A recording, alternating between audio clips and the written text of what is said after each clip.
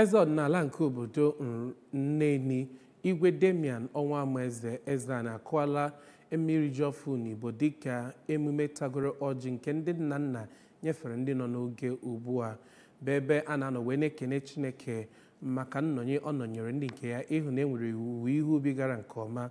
Festus Obierike ga-akọtọpụ akụkọ a.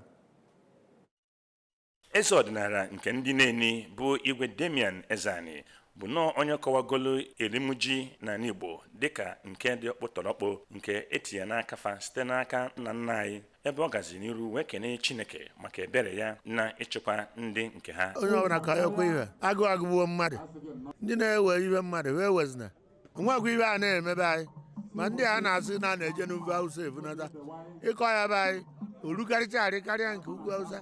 N'okwu ha n'otu n'otu nye ndị ABS, ụfọdụ ụmụafọ Neni ndị gụnyere Maazị Amarachi Enem, Maazị Ezani Ọchịlọzụa, Maazị Ezana Lawrence na Maazị Edwin Ezudoshimi kpọrọ oku kpọgara ndị Neni ka ha bụrụ ndị ga na-akọpụta ihe nyafụnyafụ na ezinụlọ fa dị iche iche.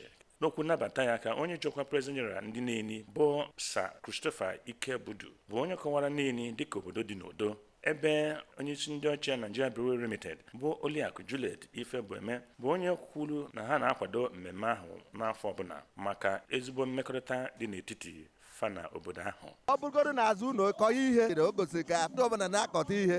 Site na Neni, abụ m Festus Obierika maka akụkọ ụwa ABS.